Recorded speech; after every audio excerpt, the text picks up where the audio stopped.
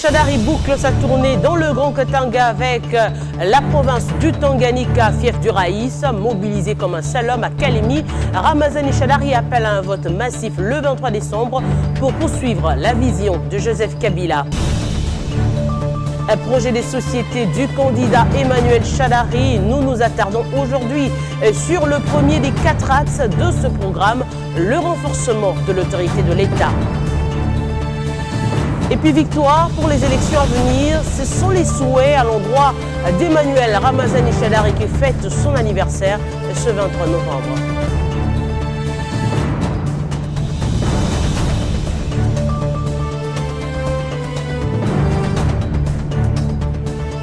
Après les titres, place au développement. Bienvenue dans ce journal.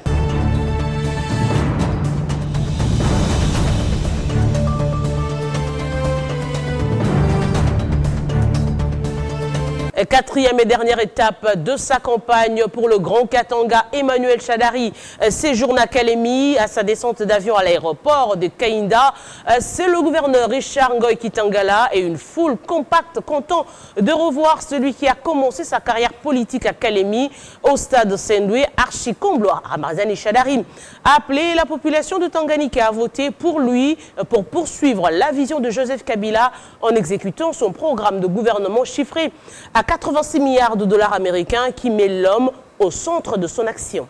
Et puis à Kalemi, il faut le dire, une forte mobilisation a eu lieu avec Zoé Kabila, le coordonnateur de la cellule de la jeunesse et notable de cette partie du pays. Guy Momat, membre de la cellule de communication, décrivez-nous l'ambiance qui a régné toute la journée avant l'arrivée du candidat du FCC. L'ambiance est pratiquement électrique, vous pouvez bien vous attendre. Après Kalemi attendait de pied ferme l'arrivée du candidat numéro 13, le candidat du Front commun pour le Congo. Mais sur place ici, c'est une ambiance de fête où les gens prédisent déjà que ça sera un accueil triomphal.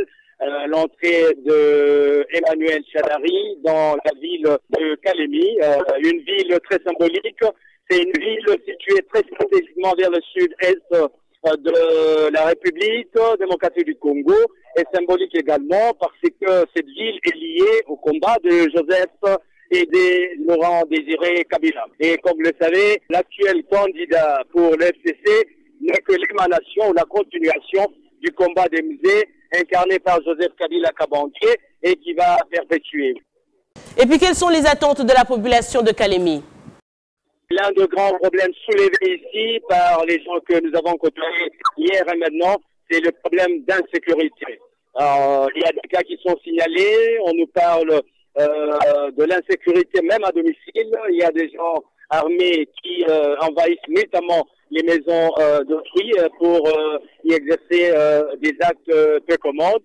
Il y a aussi les cas de cambriolage. On va citer ici à Kalemi le cas de Tembe et aussi de Sopibank. Voilà un peu les attentes, plus ou moins, de la population ici.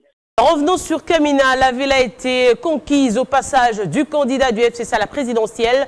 Dans la province du Olomami, Ramazani Shadary a tenu un grand meeting au stade Joseph Kabila. La réhabilitation du chemin de fer de la SNCC, l'eau, l'électricité, mais également la prise en charge par lui-même des frais connexes pour tous les étudiants de l'université de Kamina. Voilà les maîtres mots de son speech électoral. Regardez.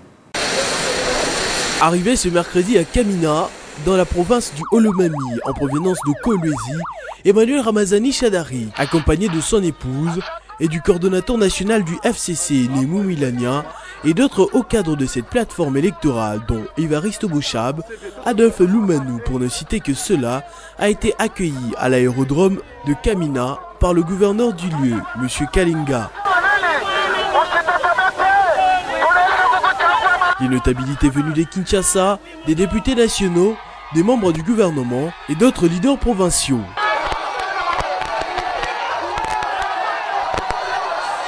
Emmanuel Ramazani a tenu un meeting au stade de cette ville, un stade noir de monde, comme en témoignent ces images et cette ambiance. Dans son discours en Swahili, le candidat du FCC a commencé par louer le peuple Moulubakat, sa glorieuse histoire et ses grandes figures de proue, dans la ligne desquelles se trouvent entre autres Musée Laurent-Désiré Kabila et Joseph Kabila et bien d'autres personnalités de cette grande tribu. Emmanuel Ramazani Shadari a invité la population amassée en grand nombre dans ce stade à voter pour lui le 23 décembre. Ce qui va lui permettre de booster le développement de cette province issue du démembrement du Grand Katanga.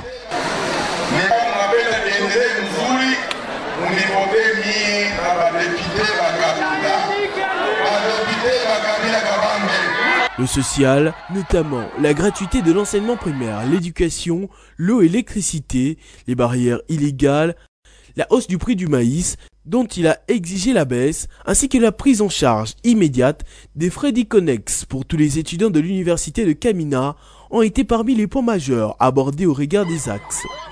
Après le meeting, les autorités coutumières du Olomami lui ont offert plusieurs symboles du pouvoir traditionnel en guise de soutien. En marge du meeting de Kamina, le coordonnateur national du Front commun pour le Congo, le professeur Némi Mouilania, a installé officiellement le gouverneur Kalinga comme coordonnateur provincial de la méga plateforme électorale chère à Joseph Kabila. Occasion pour lui de rappeler que le FCC rassemble les Congolaises et Congolais, nationalistes et patriotes progressistes, soucieux de défendre les intérêts du Congo pour le Congo. Le journal de la campagne se donne pour mission de vous épulcher le projet de société du candidat Emmanuel Shadari. Nous nous attardons aujourd'hui sur le premier des 4 axes de ce programme, le renforcement de l'autorité de l'État. Renforcement de l'autorité de l'État et amélioration de la gouvernance politique, tel est le premier axe du programme d'Emmanuel Ramazani Shadari. Le candidat FCC les décrit même comme pilier central qui va sous-tendre la mise en œuvre de son programme sur toutes ses facettes. Mais comment va-t-il s'y prendre? Le candidat numéro 13 veut articuler son action sur 2 points.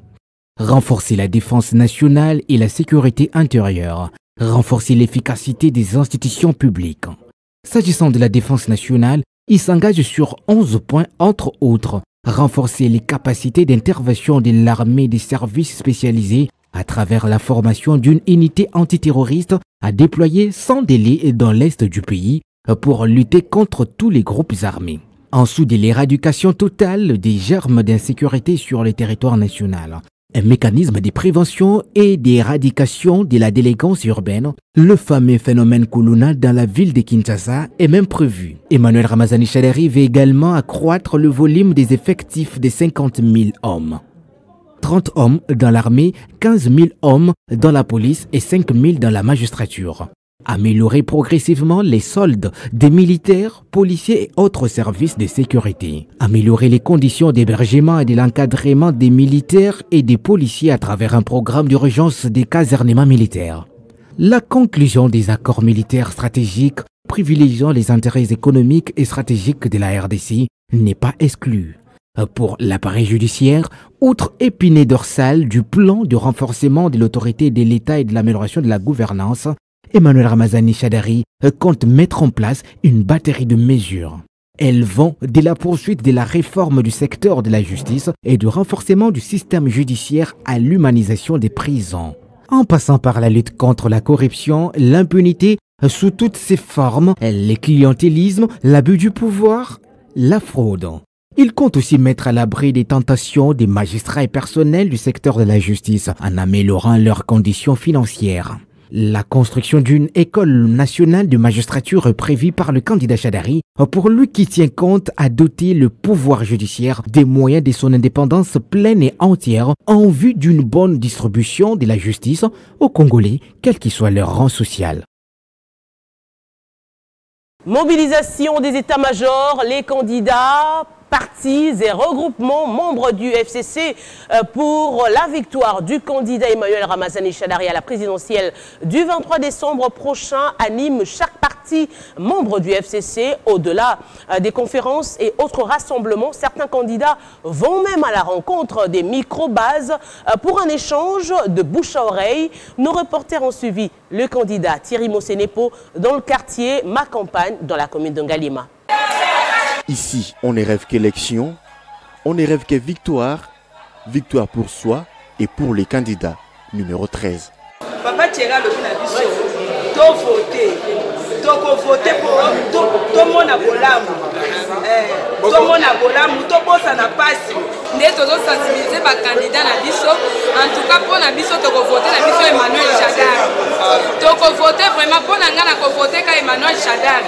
Les candidats du regroupement politique de la Convention des Congolais Unis et Alliés qui a également saisi l'occasion pour écouter ses électeurs potentiels qui s'est également confié à notre micro. Pour le programme de Chadari, on les vote pourquoi? Pour être pragmatique, j'explique à nos populations que par exemple aujourd'hui, en 5 heures du temps, vous quittez Kinshasa pour arriver à Matadi par la nationale numéro 1. Et de Matadi, vous prenez la route asphaltée jusqu'à Boma. Et de Boma jusqu'à Nzadi Congo, vous roulez aussi.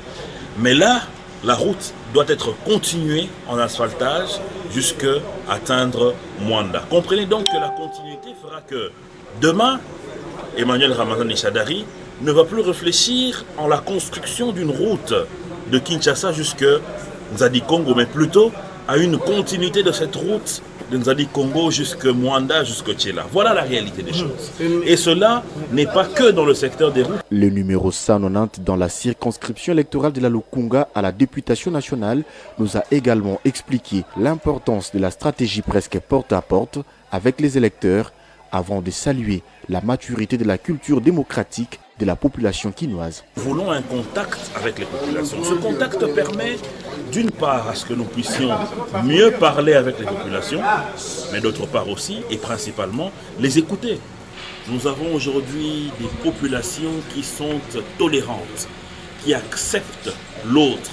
Après 7 jours depuis le lancement de la campagne électorale, les candidats du FCC sont sur tous les fronts et s'investissent pour leur victoire et celle du candidat numéro 13 à la présidentielle du 23 décembre 2018. Et l'autre constat, c'est avec l'ANC parti cher à Franklin Chamala, une ambiance électrique dans le quartier général de ce parti.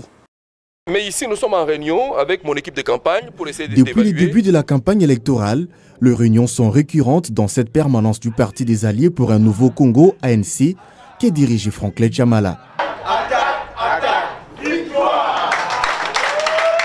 Ils n'ont qu'un seul objectif, amener le numéro 13 à la victoire finale. Les consignes sont bien données, surtout auprès des leaders locaux bien identifiés dans les quartiers de Kinshasa. On a Chadar, président de la République est Chadar, et Chamala Franklin. Au cœur de cette mobilisation, Franklin Chamala, leader du parti ANC et candidat député national à la Funa, pense que Chadari est le challenger à la présidentielle ayant le meilleur programme. Nous ignorons ce que les autres préconisent. Parce qu'en fait, les autres constituent pour nous ce que nous appelons un ensemble zéro. Un ensemble vide, c'est un ensemble qui ne peut préoccuper personne. Et nous, on ne s'en préoccupe pas. Le champion, celui-ci vient pour poursuivre. Nous ne sommes pas dans la rupture. Voilà. Chadari vient pour poursuivre, en vue de consolider les acquis. Poursuivre le travail du renforcement de l'autorité de l'État. Dans les domaines de la justice, dans les domaines de la territoriale, dans les domaines sécuritaires. Voilà. J'en passe de meilleur. Comment va-t-il obtenir ces 86 milliards pour exécuter son programme? Franklin Chamala estime que le chemin a été balisé par Joseph Kabila. Alors, comment il va le faire? Première chose, il nous dit qu'il va lutter avec acharnement contre la corruption. Il dit que c'est en luttant contre la fraude et la corruption qu'il va alors, dans un premier temps, générer une partie des ressources qui vont financer son programme de développement. Mais son programme de développement, ce n'est pas un programme sans axe. Il nous dit, première chose, renforcer l'autorité de l'État. Deuxième chose, lutter contre la pauvreté. Cette mobilisation à la base se poursuit dans toutes les villes du pays, en même temps que les candidats Chadari poursuivent ces meetings. Et dans le Kasaï central, le coordonnateur du FCC, Denis Kambaya, a sillonné les 5 territoires de sa province pour rappeler la mission lui confiée par le chef de l'État, Dibaya. L'homme lance la campagne électorale tout en mobilisant les troupes pour le choix du candidat du FCC, le numéro 13, Emmanuel Chadari. La ronde est bouclée. Denis Kambaya Chimbumbu a terminé son périple à travers les 5 territoires du Kasaï central. L'étape de Louisa a permis à Kamba Chimbumbu d'axer sa communication sur la mission lui confiée par Joseph Kabila Kabange, consécutive à l'insurrection de triste mémoire, dans le programme d'action de son gouvernement, lequel s'articule autour de la paix, le développement et les élections. Le gouverneur Denis Kamba Chimbumbu a exposé avec brio devant une population de Louisa qu'il a invité à participer à l'œuvre de la reconstruction de la province. Population wa Louisa ujua ambane candidat wabo Emmanuel Shadari. Combien de candidats wa nubika shibuno jibamba? La population de Dibaya a été invitée à adhérer à ce message de paix afin de faire un lavage de linge sale en famille. Dibaya comme épicentre de cette insurrection, l'unique voie de sortie, c'est le pardon. Il faut arrêter à verser le sang humain. Chers frères et sœurs, je suis fier d'être de Dibaya et je félicite les notables de Dibaya d'avoir compris. Pour la communauté des ressortissants de Dibaya, soutenons à 4 quarts le Raïs Joseph Kabila Kabange, artisan de la paix et père de la démocratie congolaise, ainsi que son dauphin, Ramazani Shadari, qui sera voté massivement par notre territoire aux élections du 23/12/2018. Retenons enfin que c'est à partir de ce territoire qu'il a procédé au lancement officiel de la campagne électorale à travers le Kasaï central. Il souffle une nouvelle bougie, Emmanuel Shadari, pour son 58e anniversaire. Eh bien, le numéro 13 à la présidentielle, une page rose. Avant de boucler ce journal de campagne, né à Kasongo, au Maniema, le 23 novembre, plusieurs personnalités du FCC lui ont présenté des souhaits de victoire aux élections présidentielles. On les écoute.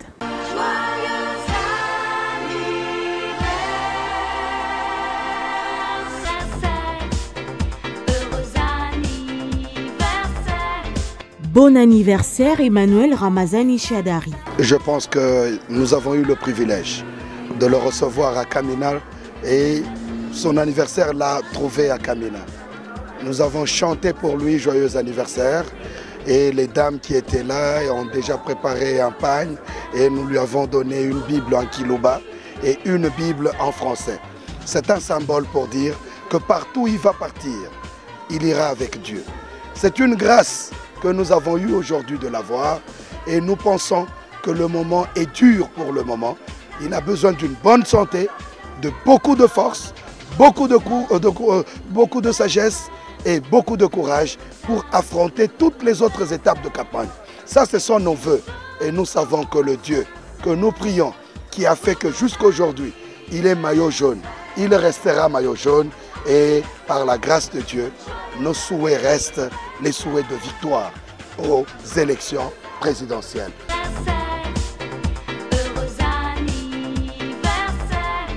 Bon anniversaire Emmanuel Ramazani Shadari. Je souhaite à Emmanuel Ramazani Shadari plein succès.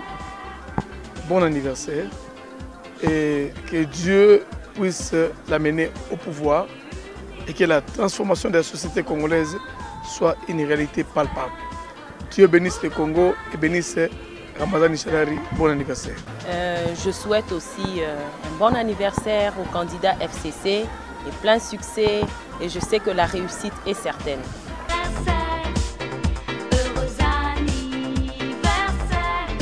Bon anniversaire Emmanuel Ramazani Shadari. Et nous souhaitons plein succès au chef, le FCC est dans la voie de la victoire.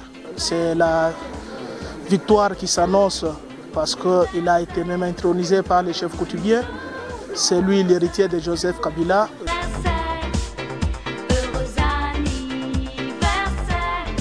Bon anniversaire Emmanuel Ramazani Shadari. Je voudrais souhaiter bon anniversaire à l'honorable Ramazani Shadari, Vumba Kuba Vumba comme on le dit. Et cette année de plus dans sa vie, c'est une nouvelle année d'abondante bénédiction pour lui-même, pour sa carrière et pour sa famille. Et il va falloir dire que le 29 novembre 1960, soit 6 mois après l'accession de notre pays à l'indépendance, lorsque Emmanuel Ramazani est né, une sage-femme qui assistait sa mère dans la salle d'accouchement, c'était crié en disant il sera très intelligent et très habile. Et plusieurs années après, aujourd'hui, on découvre que cette prophétie de la sage-femme s'est réalisée.